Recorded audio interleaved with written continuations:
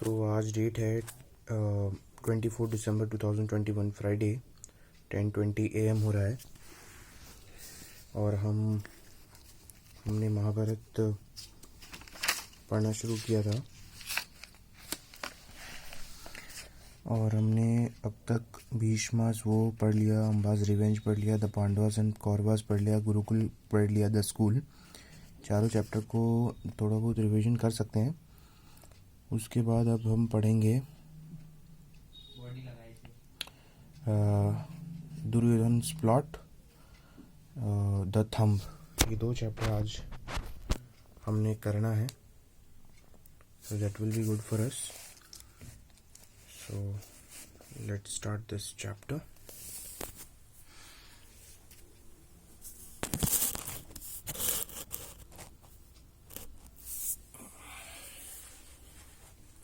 Okay, so first of all जैसा कि हमने पढ़ा था भीष्मास वो, फिर अंबाज रिवेंज पढ़ा था, द पांडवास एंड कौरवास पढ़ा था, फिर गुरुकुला द स्कूल पढ़ा था। अभी दुर्योधन प्लॉट पढ़ लेते हैं पहले, chapter 13।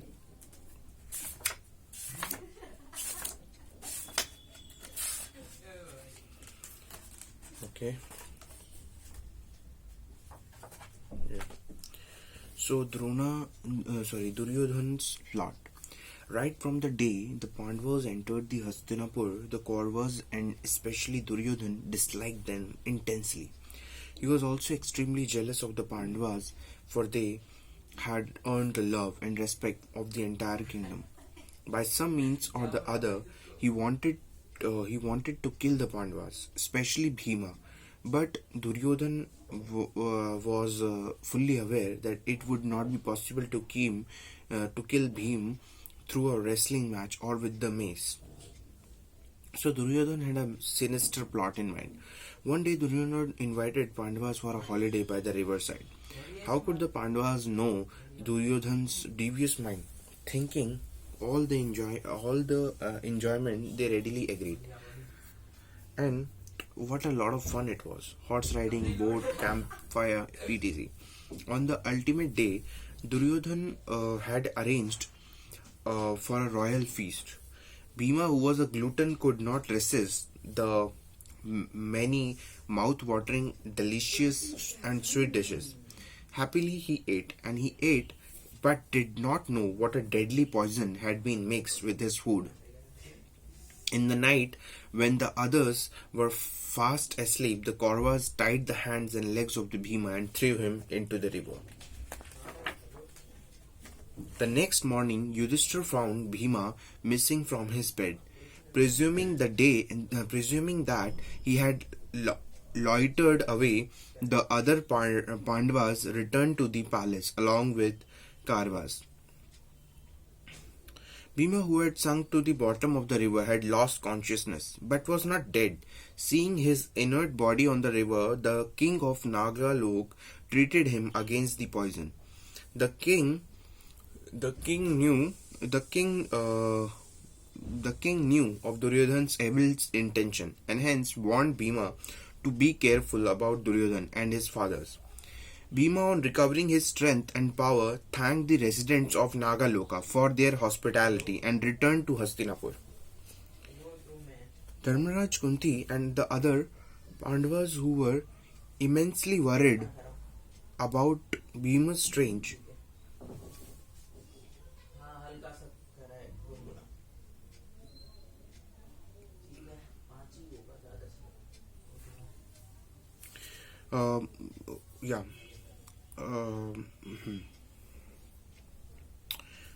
Bhima, who had sunk to the bottom of the river, had lost consciousness but was not dead. Seeing his inert body on the river bed, the king Nagaloka treated him against the poison.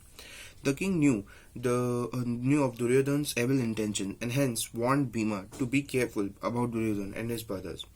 Bhima, on recovering his strength and power, thanked the residents of Nagaloka for their hospitality and returned to Hastinapur. Dharmaraj, Kunti and the other Pandavas, who were immensely worried about Bhima's strange disappearance, was very happy to see him back. But not Duryodhana. He was baffled that Bhima had survived such a strong poison. This instant made Duryodhana all the more determined to kill the Pandavas, as he knew they were the rightful heirs to the throne of Hastinapur. Certain about Duryodhana's hatred and jealousy, Bhima warned his brothers and mother about the danger posed by the Kauravas, and it was under these circumstances that Duryodhana met Karna. Okay.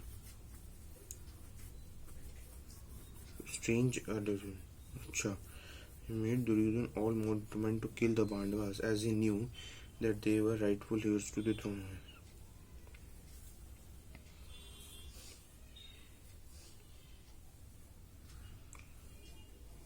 अच्छा ठीक है, तो Duryodhan plot इतना ही था. Next chapter है the thumb. Hiranyadnu was the king of Nishada. Hunting was the main occupation of his people. They were tribals. Eklavya was the only son of Hiranyadnu. It was his ardent desire to learn the art of archery from Dronacharya. So one day he travelled to Hastinapur and witnessed Drona teaching the Pandavas and the Kauravas the art of archery. Eklavya went straight to Drona and requested him to include him among his disciples. Okay, Drona questioned Eklavya about his caste and greed, and he turned down the request on the ground that he taught only the Kshatriyas. Disappointed, Eklavya returned to the forest. He then made a statue of Drona in mud and installed it at the place where he usually practiced archery. Every day they prostrated before the statue and practiced archery. His concentration was so high that he could gain mastery over the archery. He acquired immense knowledge about it also. One day, Drona took his pupils to the forest to teach them hunting. It was the same forest where Eklavya practiced archery. Inside the forest, Drona observed bow marks on the tree, barks indicating archery practice. Just then, a hound standing near Drona started barking. Within a moment, the hound's mouth was covered by 7 arrows. Drona was astonished to find that someone had used his bow in the right direction and the exact place just by listening to the barking sound. Drona was therefore very curious to know more about this archer who had even excelled his own disciples. Arjuna, who was standing next to Drona, was baffled. "I will ensure that none can equal you in archery," was Drona's assurance to Arjun. But was he teaching someone else secretly? Wondered Arjun. Both Drona and Arjun went in search of the archer. They saw Eklavya and introduced themselves to him. Eklavya was delighted. He felt that if he had found a treasure, and putting down the bow, prostrated before his guru. Drona was immensely praised. He asked Eklavya, "Son, you are an excellent archer. Who is your guru?" His guru was right in front of him, but instead Eklavya took Drona to the statue and said, "Sir, my guru is none other than the Dronacharya, an expert archer and an unparalleled warrior. I have prepared his statue out of mud, and imagining his physical presence, I practice archery," replied Eklavya in a humble voice. Drona then recalled Eklavya's earlier request to teach him archery. He instructed the boy to exhibit his talent, and Eklavya obeyed his instruction and demonstrated his skill with the bow and the arrow. All the princes present there were astonished with his skill. Drona, who too could not believe his own eyes. He admired such an achievement by a tribal. He called Eklavya to come nearer and said, "Son, I am Drona. I am the guru you are talking about. Since you say that you learnt it from me, should not you pay me Guru Dakshina?" Eklavya in reply said, "Resversa, I am at your bidding. Whatever you want, I will give it to you." Drona wanted to impair Eklavya's capability to use the bow and the arrow. This would also remove any challenges to Arjun's supremacy over the skill. He therefore said, "Eklavya, cut your right thumb and offer it to me as your fee." Eklavya realized Drona's intention, but without any hesitation, he chopped his right thumb and willingly offered it to Drona. Drona was immensely pleased with Eklavya's devotion and after complimenting him about this, turned to the palace and along with his disciples. कितनी गलत बात है नहीं? कितनी गलत बात है बताओ यार. उसने तो मूर्ति पे प्रैक्टिस की थी ना, इंस्टेड ऑफ कि उसको लेने के लिए उसने उंगली मांग ली द्रोण ने. चलो कोई नहीं, अब ये क्या पता कलयुग में हम लोग. अच्छा 2 चैप्टर हो गए, अब हमें 4 चैप्टर रिवाइज करना है.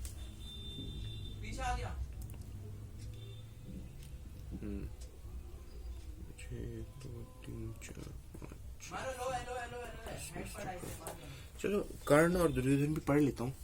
तीसरा चैप्टर, मतलब तीसरा नहीं, कौन सा चैप्टर है?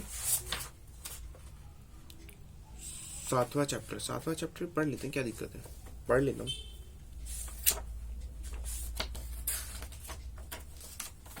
पढ़ लेता हूँ. ओके, कर्ण दुर्योधन एक और चैप्टर है. Whenever people talk about friendship, they always bring up Karna and Duryodhan's name, for they had a very strong bond of friendship between them. Drona had taught the princes everything about warfare. He had also told them about the methods to be followed during a war. He had explained about the right and the wrong, the do's and the don'ts a Kshatriya should follow. Arjun attained excellence in archery. Under Drona's training, Dharmraja was adept at fighting from atop a chariot. Bhima and Drona acquired a mastery in using the mace, and Nakul Sahadev were good as horse riders.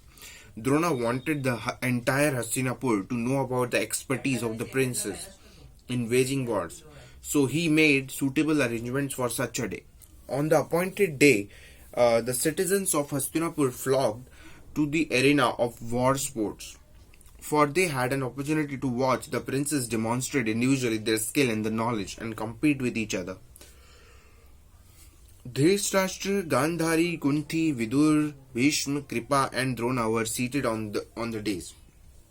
The commoners were also provided with seat. The entire Hastinapur wore a festive look. Shortly all the princes, that is Dharmaraj with his 4 brothers and Duryodhana accompanied by his 99 brothers, entered the arena. They were all dressed in a warlike fashion and were armed suitably. The competition began with the Vedic chant by the Raj Purohit. Consciences were sounded and drums were beaten to indicate the opening of the games. It was then announced that the princes should exhibit their capabilities.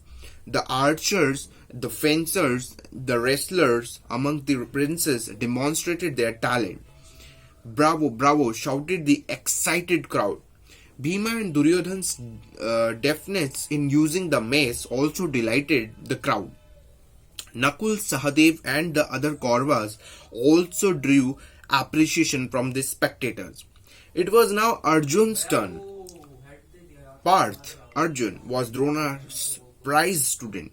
When he entered the arena, the spectators clapped their hands and cried out, "Hail Arjun! Hail Arjun!" Arjun the warrior demonstrated before the public all that he had learned from his teacher. The crowd applauded each and every feat of Arjun. Kunti felt very happy and proud of him. The only person who could not tolerate this adulation towards Arjun was Duryodhan. He felt restless and agitated that none of his younger brothers could excel Arjun. If he were to score victory over the Pandavas, he ought to have a very able person who could defeat Arjun. Otherwise, his ambition to rule Hastinapur would be shattered. Thus, though Duryodhana.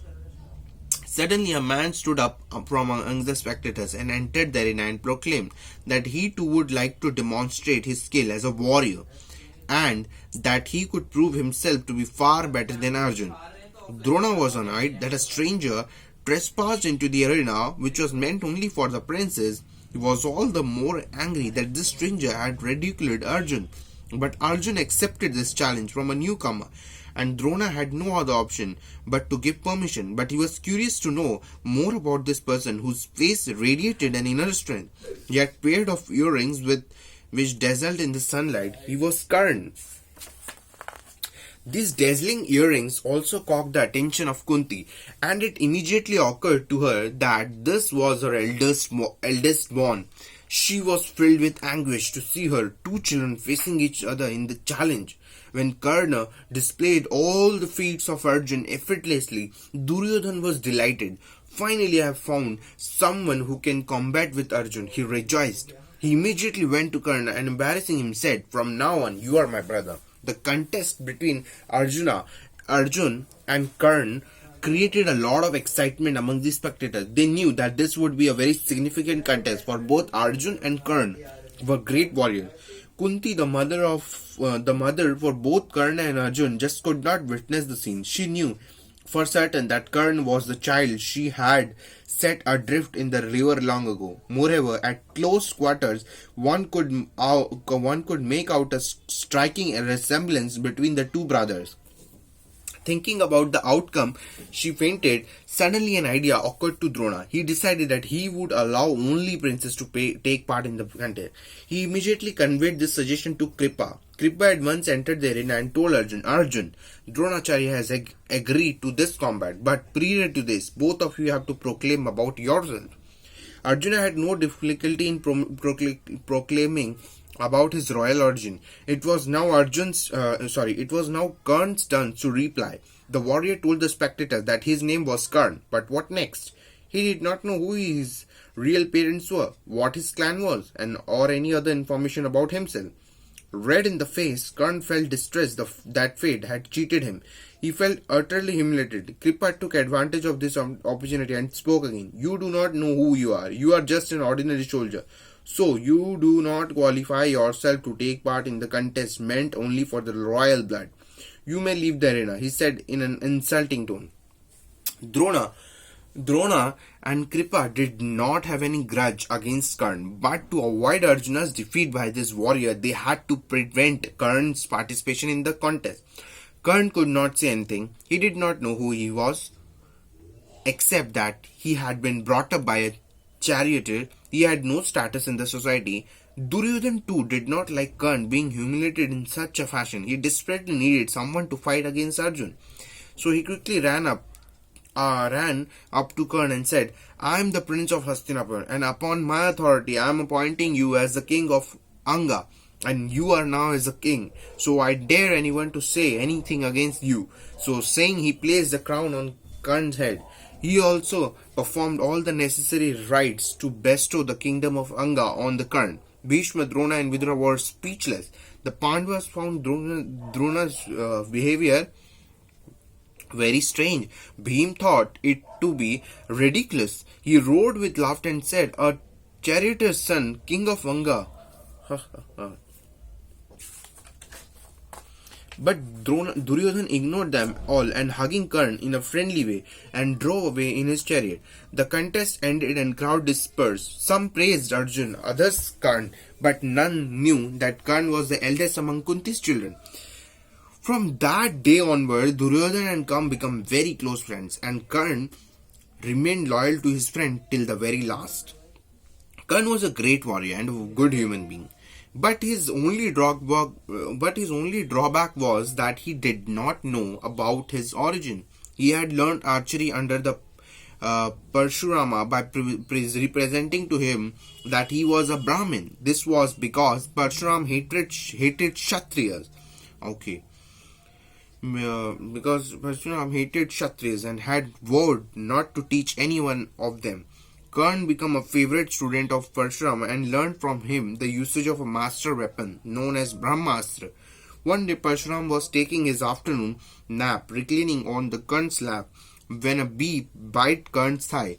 Blood started flowing, but Karna did not want to disturb his guru's sleep. He bore the pain without flinching. When the blood oozed till Parshuram's cheek, he woke up. Karna tried to explain the accident to his guru, but Parshuram was not convinced. Angered that Karna had told him a lie about being a Brahmin, he cursed his student Karna. You have deceived me by uttering a lie. I hereby curse you that whatever you have learned from me shall fail you when you need it most. Karna was aghast. All his dedication has become futile. He fell at his guru's feet. Please forgive me, he pleaded. In my determination to seek knowledge from you, I lied about being a Kshatriya, but Parshuram did not relent. Karna, you have been one of my best students, but I am punishing you for your lie. You may remain a great warrior, but you will be unable to recall the Brahmastra when you need it most. Karna was dismayed and left the school. Karna was reputed for charity and generosity. To test him, Indra once put on the garb of an old man and begged Karna for his earrings and armor. Karna donated this without any hesitation. Pleased with his generosity, Indra revealed himself and bade him to ask for any boon. I asked for your weapon, the Shaktya. Karna replied, it was a very powerful weapon and had never failed to destroy anything that it touched. Shaktya, cha. Okay, now we have read 3 chapters. Rest we will read tomorrow. Now we have to revise all the chapters whatever we have read. That is 7 chapters. Bhishma's woes, Amba's revenge, the Pandavas and the Kauravas, Gurukula, the school, Duryodhan's plot, the thumb, and the Karna Duryodhana. Now we'll revise these 7 chapters one by one again. Okay.